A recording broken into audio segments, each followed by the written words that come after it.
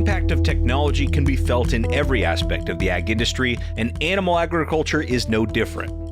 Today, we hear about how biopharma leader Merck Animal Health strategically positioned themselves to be ahead of the curve when it comes to animal ag tech.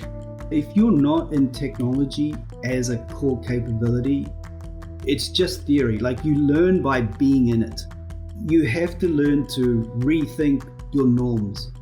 Stephen Murray leads Merck Animal Health Ventures, the team within Merck that invests in disruptive technology companies that will positively impact the future of animal agriculture. The desire to understand more about information around health, reproduction, welfare, I do see that emerging relatively quickly as these technologies become more mainstream. The first thing we ask ourselves is this a problem that people really want solved? And then the second part of that is that a problem that Merck, in this biopharma technology company, is positioned or wants to be in to help solve? From their major acquisition of Antelliq a few years ago to the startup companies that make up their portfolio, Stephen Murray joins us to talk innovation, strategic investing, and the future of animal ag.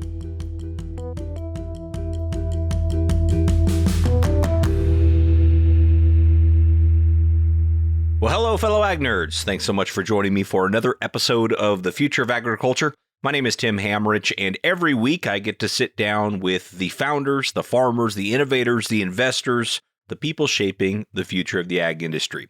We have a great episode for you here today, and it's kind of a special one. Today's the first episode that is supported by our very first ever quarterly presenting sponsor, Merck Animal Health Ventures. Merck Animal Health Ventures is a premier investor in animal ag tech. They invest in companies creating the next generation of animal identification and monitoring technology to advance animal health, as well as new business models to create value from animal data.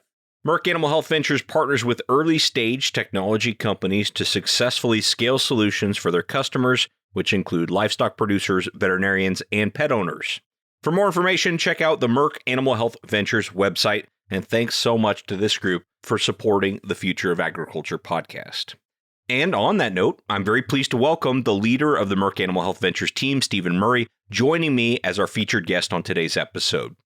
Originally brought up on a sheep and beef farm in New Zealand, Stephen spent the first part of his career as a dairy veterinarian in that country. He decided to leave private practice in the mid-90s for industry, which led him through a series of different roles and acquisitions to eventually working for Merck Animal Health starting in 2011.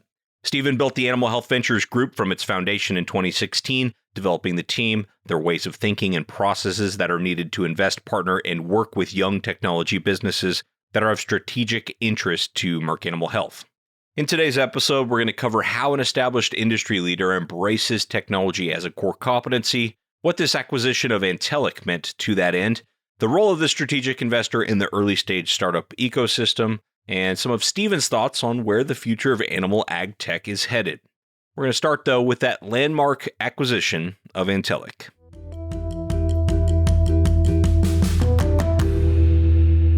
I think what happened was we got more and more conviction that technology wasn't an adjunct so much as could be central to the future of our business.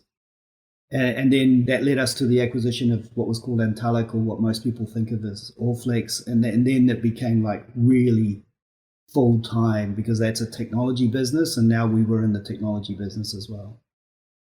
And if anybody's out there listening and not familiar with Antelliq or Allflex, could you just sum it up in a nutshell of what it is, the technology that they brought to the table when you purchased them? So there was 4 different parts. 2 were kind of smaller. One was a connected pet business, and then Biomark is sort of helping conservation on the aqua or trout and rivers and conservation space. The bigger businesses were identification. So anybody in farming around the world, most people will know Allflex is like the yellow ear tags that you have on your cows. That's kind of how people know it. The electronic versions of those, what we call EID, electronic identification. So that identification piece was the traditional Allflex business.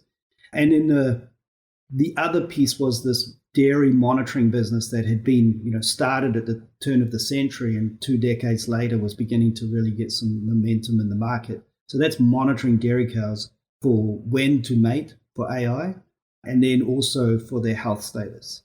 And so those are the 4 parts of the business that we acquired, but by far the biggest was ID and monitoring. Yeah, and I think from the outside looking in, that would seem to be, the shift between just kind of biopharma to biopharma plus technology.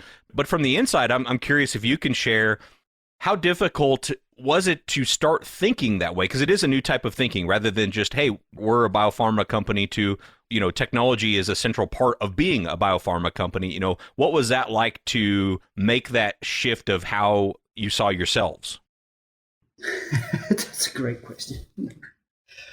I think that, like all these things, it's a confluence of events. So you had the right people thinking about it at the right time and the right opportunities in the market.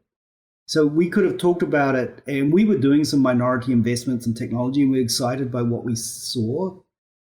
But I think the realization that to be able to do things at scale was a different company. Like, you can make minority investment, you can see the impacts, but if you said, okay, I want to pick that up and make that, we see that as really core to our future, then you realize you didn't have a core capability to build that. And so the timing of Antelliq coming onto the market, of being sold, and as it was private equity owned, so the timing of those discussions, what we were learning with our minority investments, and that coming on the market with key people internally who were thinking about the same things and becoming more and more aware that technology is probably going to have an impact on us. We're not exactly sure how, but it is. And that confluence of timing, so you might call that luck, or you might call that luck you make, but whatever it was, and that it led us to this conviction that, no, this is a capability we need. And it wasn't just the innovation, meaning the ideation, it was the ability to take an idea and take it to 1 million, 2 million animals around the world in all different circumstances. Temperature, minus 30 Celsius to plus 40 Celsius. What does that look like when animals rub on it or do whatever they do? What's it like in a dairy pit, with ammonia, potentially gas around, or not high levels, but those circumstances of being able to scale technology. That's something that when we acquired them, they'd been doing for 2 decades, and that was something you can't just build yourself quickly. Like, that really is years and years of experience in building as a capability. And this is probably a good example, talking to you as a strategic investor in a corporate, venture capital arm, of when to be a minority investor, which it sounds like you were in all of the investments before this happened, and when it's like, okay, it's time to actually acquire this company and bring them in and integrate them into Merck Animal Health. Can you talk about that decision? Because those seem like 2 very different things, and certainly have different price tags associated with them. Why not just invest in a company like Antelliq and help foster it along and have it benefit from the distribution, like you talked about earlier, of scaling to all these animals, versus decide this is an acquisition target and we want to bring it in?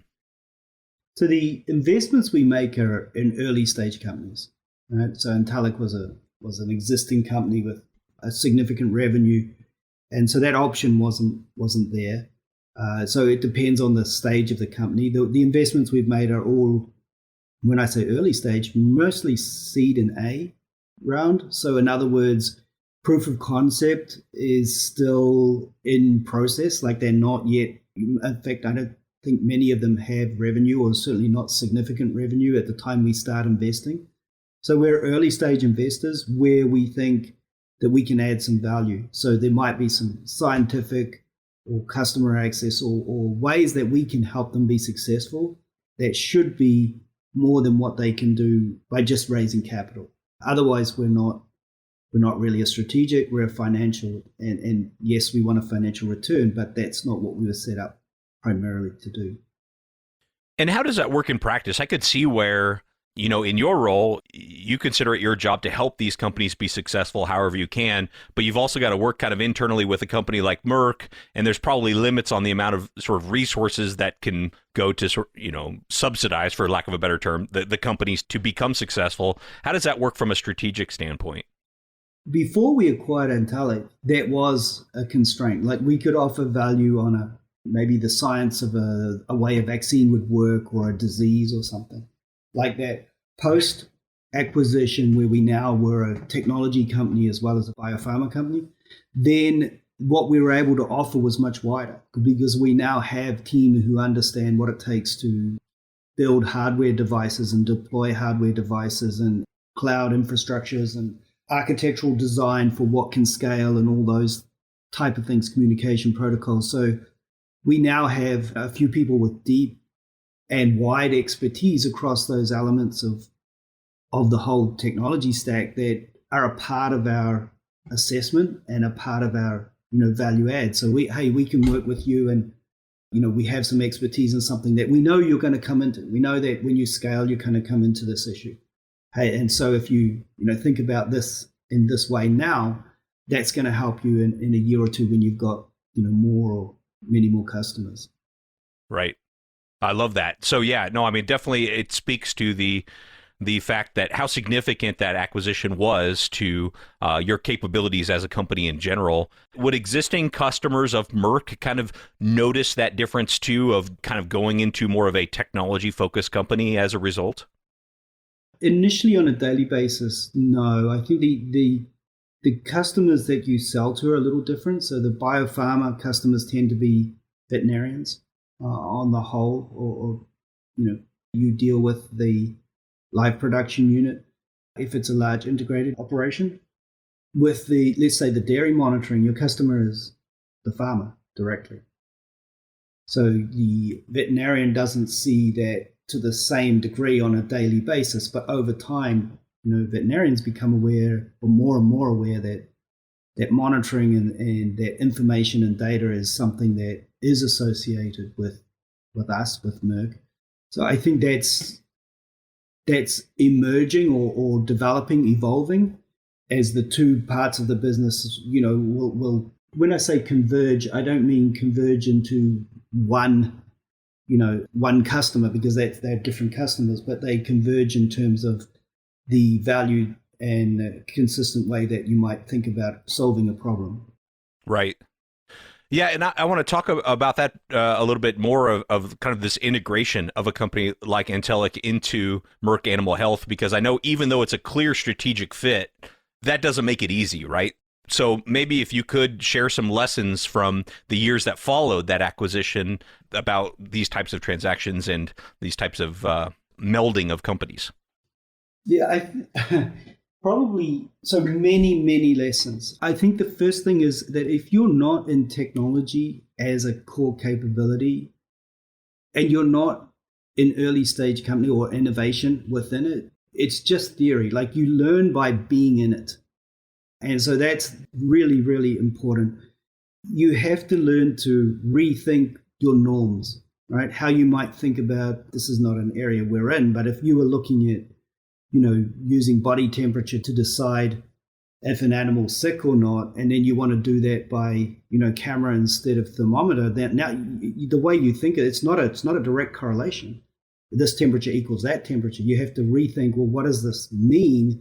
Is it the same? If you're looking at trying to think about body weight by camera versus weighing this on a weigh scale, and you've got numerous readings across a week versus one, scale reading every month or so, how you measure, how you look at that information is different. So you have to rethink. That's one point.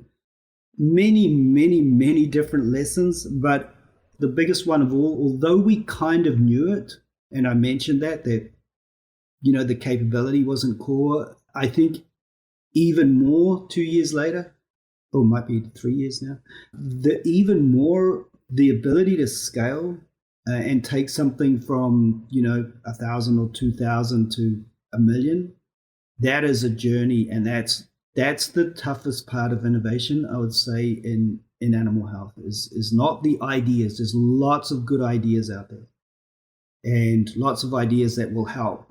But being able to make them robust in many different types of farming operations around the world, I would say I'm more convinced than ever that that's the hardest part of animal ag tech. And as you're looking at early stage companies, how are you assessing that part of, okay, yeah, we've got three great ideas here. This one's going to have a better path to scaling than that one.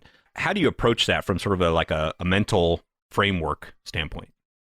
I think we take it more like what problem is being solved and how severe is that problem, like, and the ultimate question is, is this an idea that somebody says, oh, that's nice to solve, versus, yeah, if you can solve that, I'm going to give you this money now because I need that solved, right? It's a very different type of answer. So the first thing we ask ourselves is this a problem that people really want solved?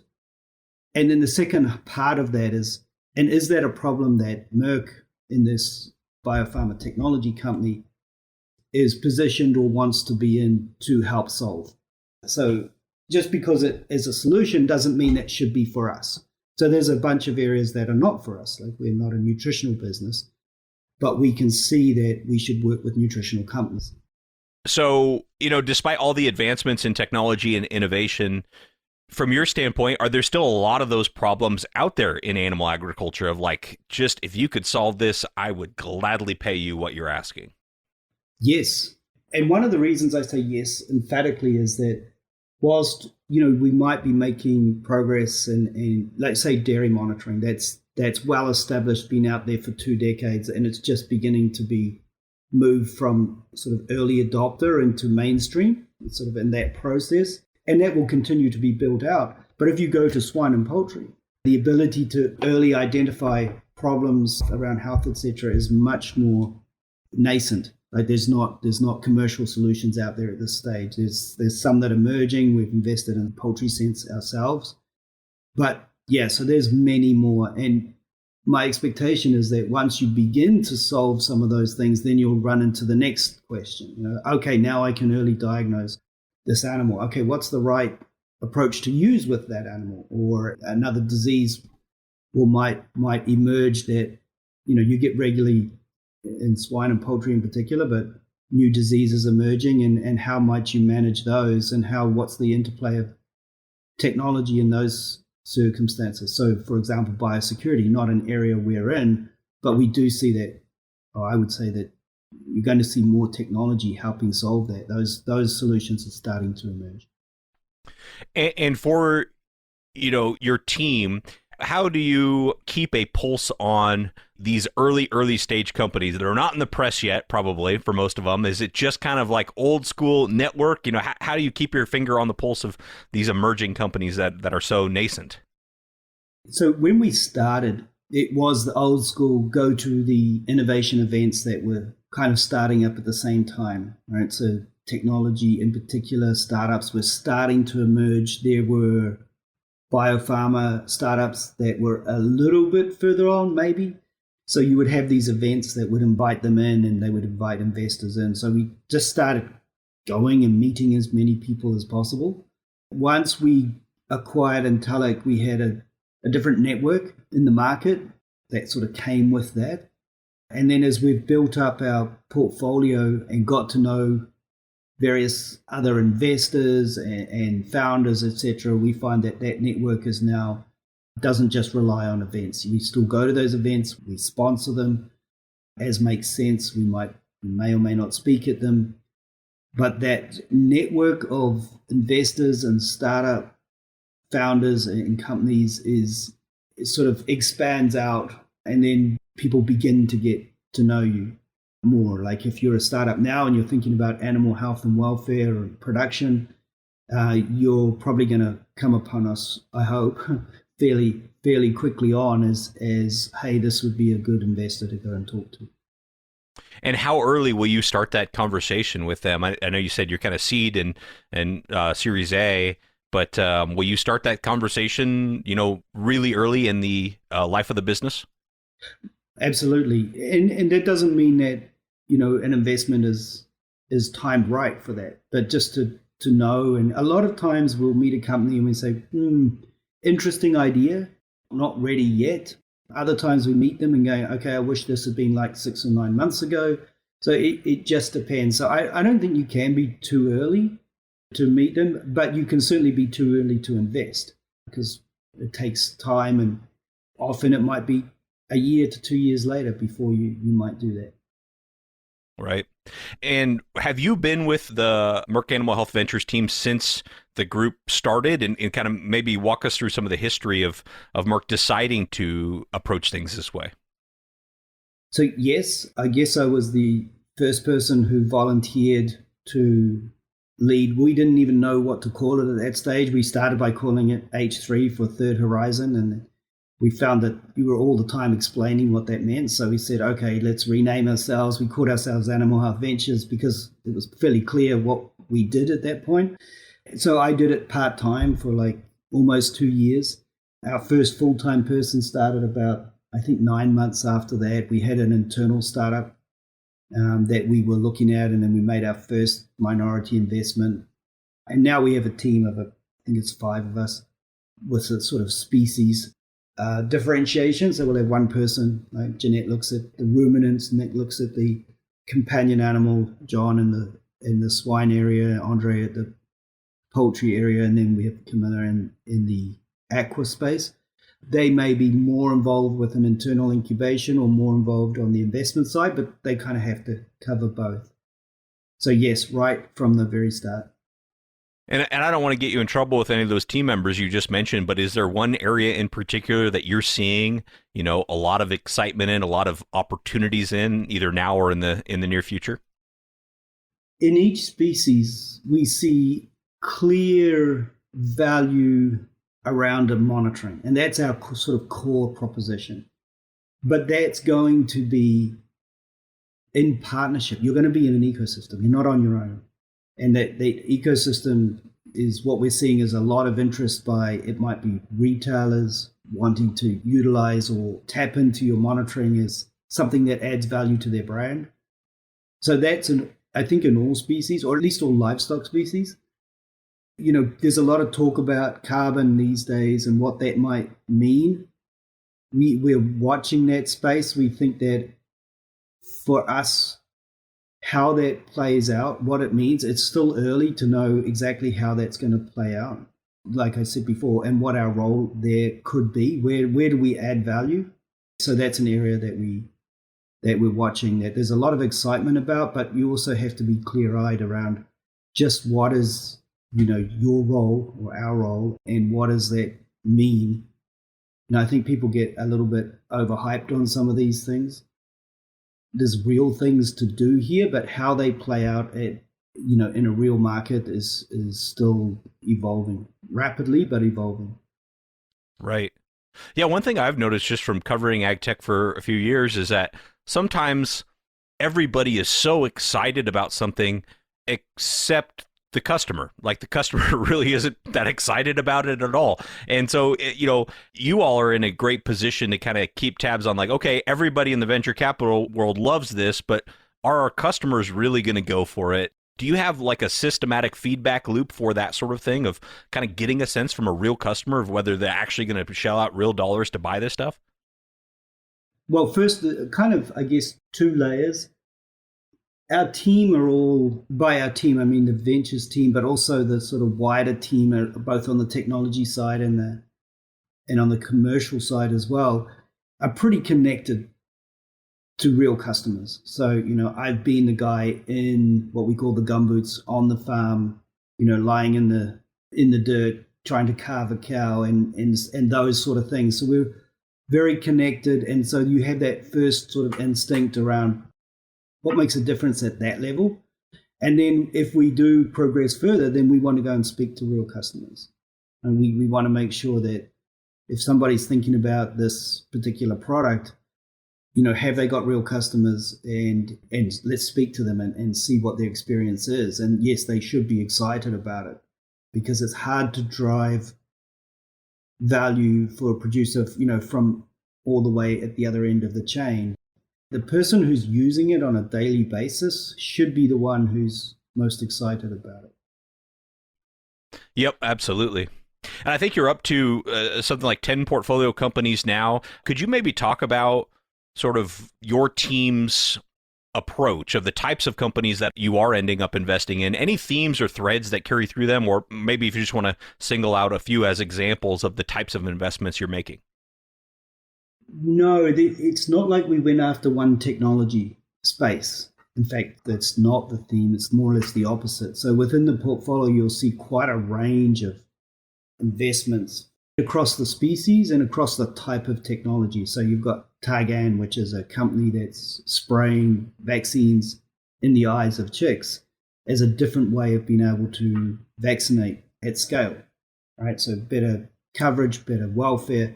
That, we can see why strategically we sell the vaccine that they use. That makes sense for us to invest. We do have companion animal investments, but I know you're less interested in those. The Soma Detect out of Canada, which has looking to evaluate various parameters of milk in line, right? And so more or less in real time, and multiple parameters, not just one. So somatic cell count, reproductive status, fat and protein. So you can imagine that, again, you can see a strategic fit with our monitoring. That makes sense that those technologies should be compatible. Like they should add value to each other as these things prove out. So that's a different type of investment to spraying a chick in an eye, for example. So you get these very different things because what's solving a problem for poultry, like we invested in Poultry Sense and then we acquired it, which is in essence monitoring the barn environment and zones and also the weight and growth of the chicks. That is different to spraying them. That's different to, using artificial intelligence and sort of advanced light scattering in order to determine the status of an animal's various parameters based on its milk. So very different.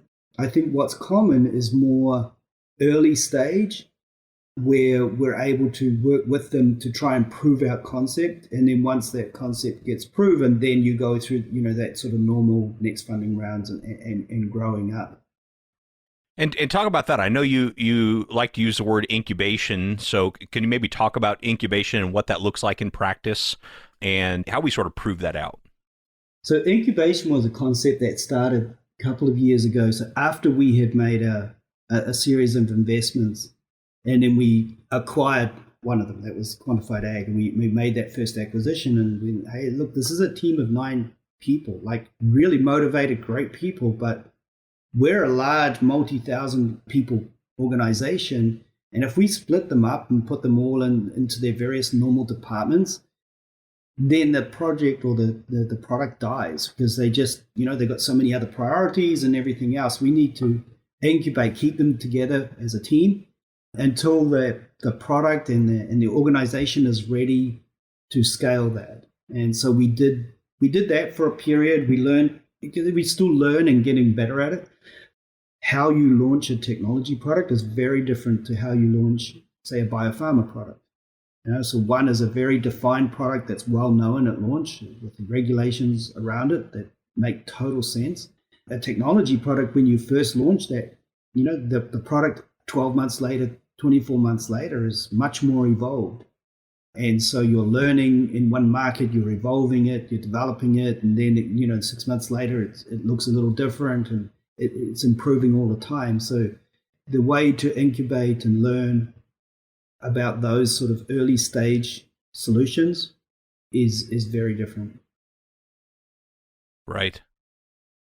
On the agronomy side of agriculture, a lot of times you'll see some of the companies be met with skepticism saying, okay, well, you're a big seed company and now you want to also have this technology component that's going to collect a bunch of data from my farm just so you can sell me more seed. Like that's the kind of supposed end game. Do you run into any of that? Like, okay, your goal here is just to sell me more pharmaceuticals. And so, I don't know what I think about this sensor being on my operation. Do you run into that? And if so, kind of what's your response to that mentality? So far, not really. And I think that's something that I referred to before, is that it's a different customer. So if you take the customer base we have different, which is dairy farmers, right? They're buying monitoring because they want to know when's the best time to mate my cows with AI. Can I get better reproductive performance? Can I get better health performance? On the other hand, it's the veterinarians who prescribe based on diagnosis our vaccines and pharmaceutical products. So it's a different customer. So you don't really get that so far. I think maybe is in the poultry space, I guess that's possible, but really the technology solution has to stand on its own. Like it has to be valuable on its own. Otherwise, you're not going to put in the effort and the resources to equip your barns with this technology. That has to be a primary value, and it has to be giving the producer good results and good outcomes. Again, the veterinarian who prescribes the vaccines is a different party in that. So we haven't run into it because I don't know exactly the cropping side, but I think the advisors, as it were, our channels are different, put it that way. Yeah.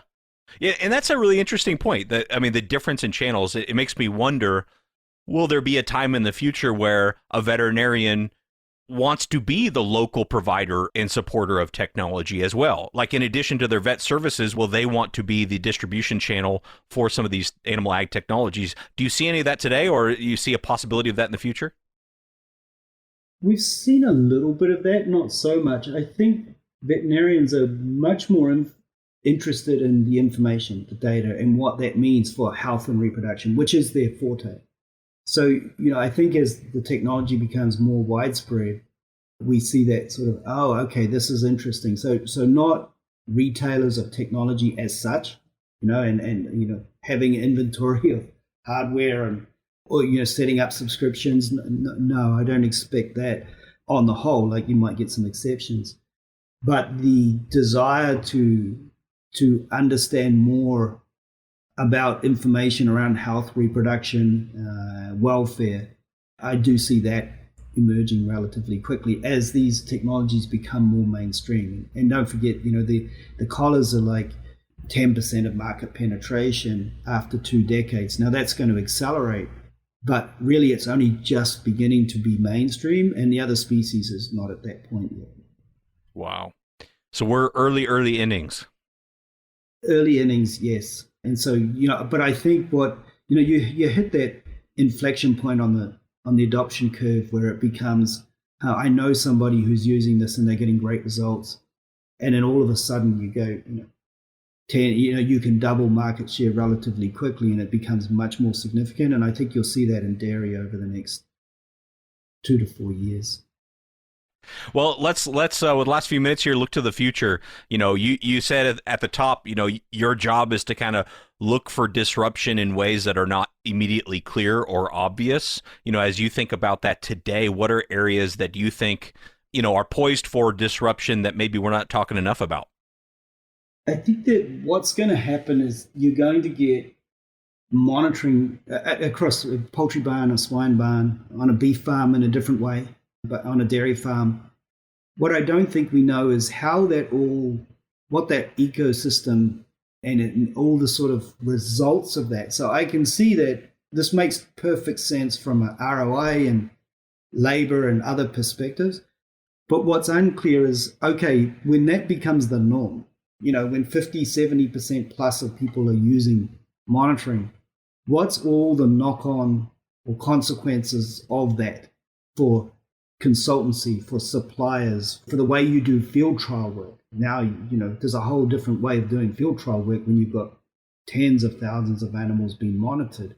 So, there's the stuff that people talk around of sustainability and carbon and emissions if you're in the ruminant side. And that we've already talked about. Like that, you go, okay, that's going to emerge. I don't know what it's going to be. Do farmers end up getting, alternative sources of income from these sort of emerging markets around carbon or not? I don't exactly know, and I don't know what that does to the support systems, that ecosystem around them.